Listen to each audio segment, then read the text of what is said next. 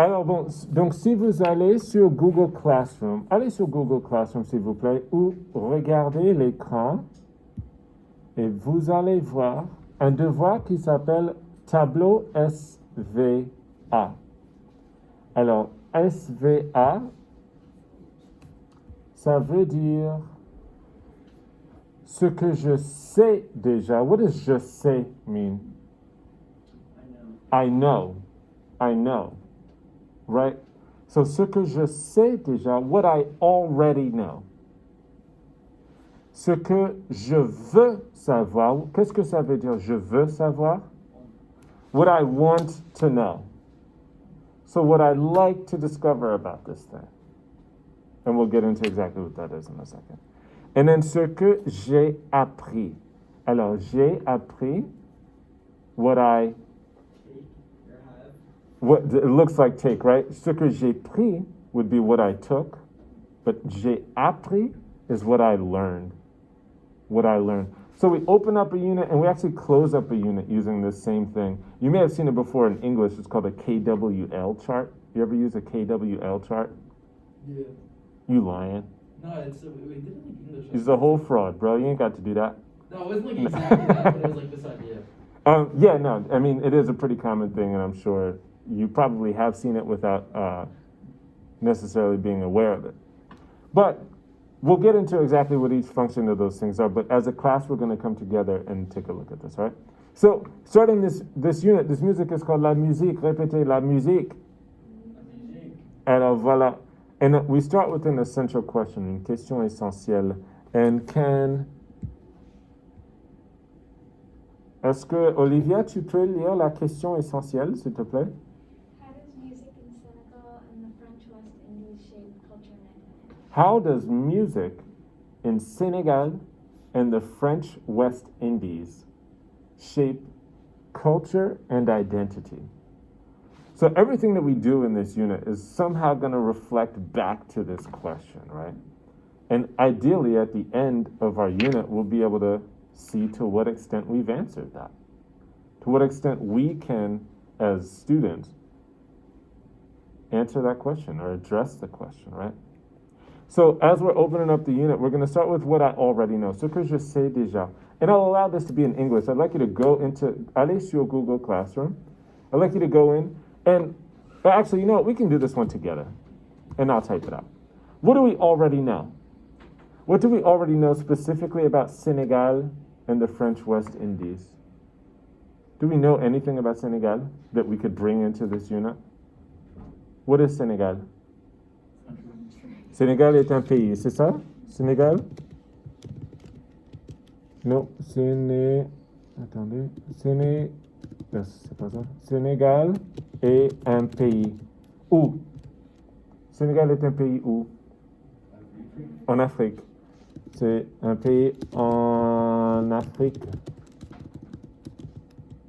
C'est ça? Et puis, quelle région en Afrique? Est-ce que vous savez? Le Sénégal. Pardon? L'Ouest. L'Afrique de l'Ouest. En Afrique de l'Ouest. Voilà. C'est ça. Le Sénégal est un pays en Afrique de l'Ouest. Voilà. What else do we know about Sénégal? They speak French. Voilà, c'est un pays francophone. Voilà, le Sénégal. Le Sénégal. Sénégal. I can't do this. Le Sénégal. Le Sénégal est un pays, un pays comment? Francophone, est un pays francophone. Voilà. Et puis, quoi d'autre? What else could we know about this? Maybe about the French West Indies. What does West Indies mean? Someone who's considered or identifies as West Indian. Where are they from?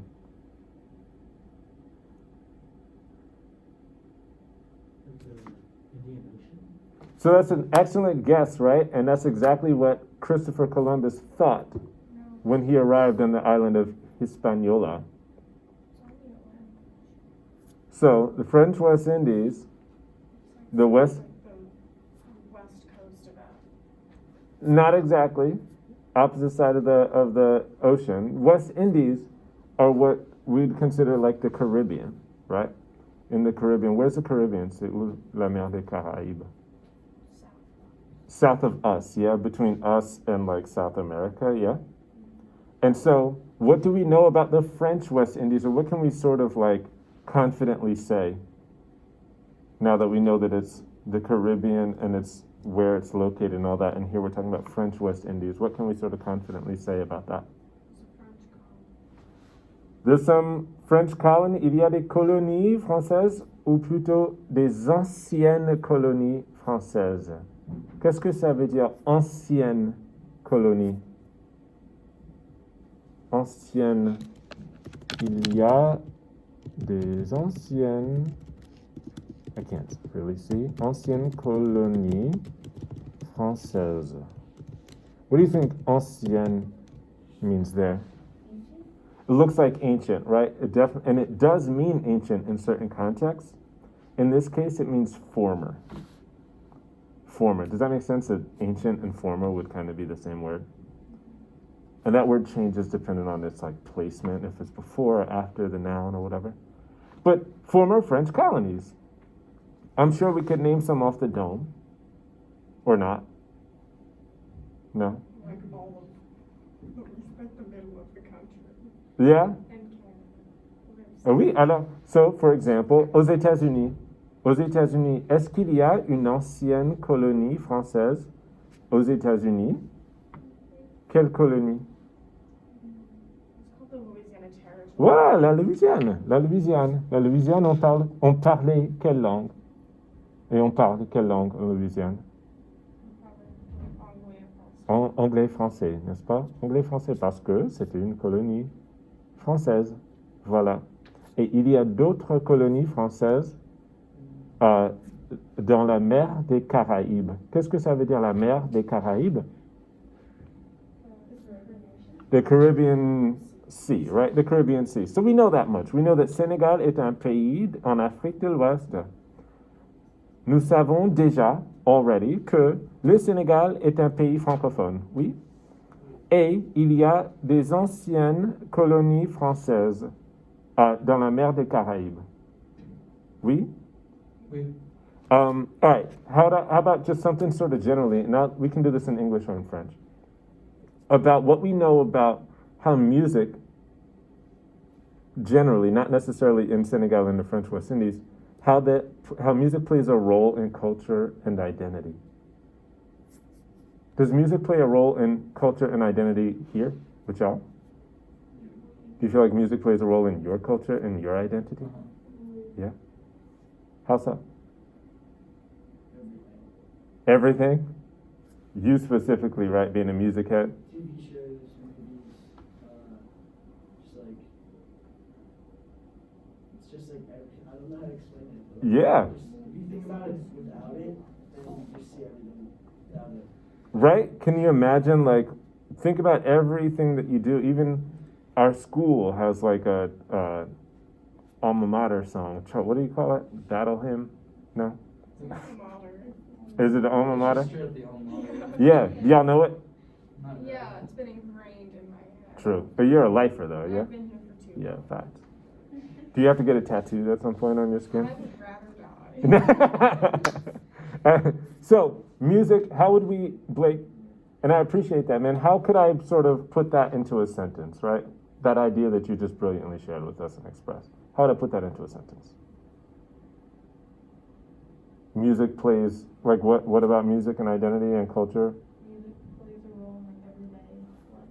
Music plays a role, I like that. Music, I can't see that. Music plays a role in everyday life. Yeah? Let me ask you this question, and this is maybe a bit of a curveball, but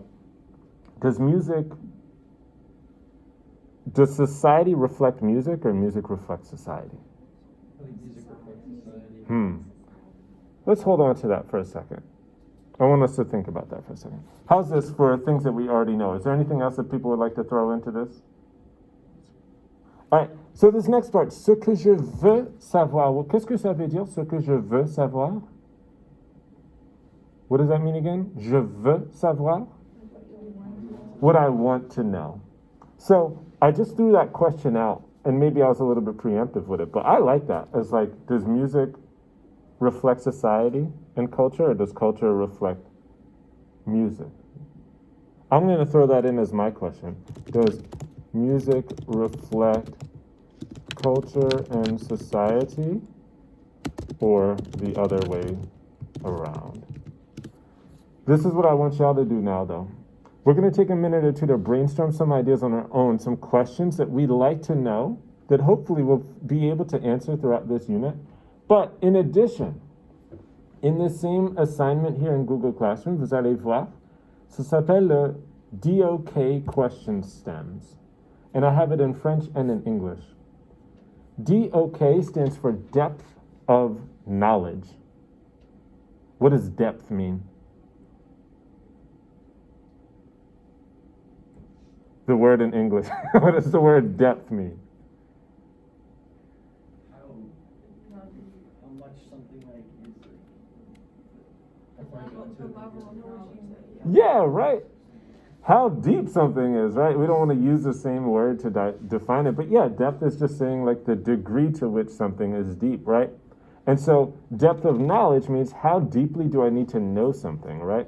You can have a surface level knowledge of something, meaning like if I were talking about a person, I'd be like, yo, I know Patrick.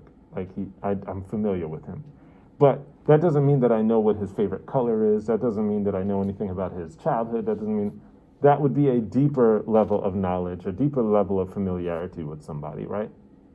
So in the same way, when we have these question stems, they're divided into these different domains, domain 1, 2, 3, and 4. And those different domains, they are in successive order, right? In terms of how deep of a knowledge you would have to have about something in order to answer them.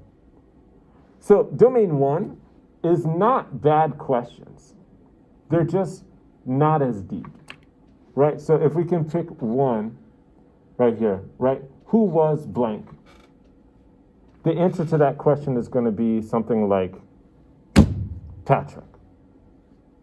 That's just a matter of recall, yeah? Y'all with me so far? But there's a big difference between saying that and then being like, how are blank alike? Different, now that I'm in domain 2, yeah? So once I'm in domain 2, how are things alike and different? Can I just throw out a name to answer that question? Can I just memorize like a name or a date? Be like 1492.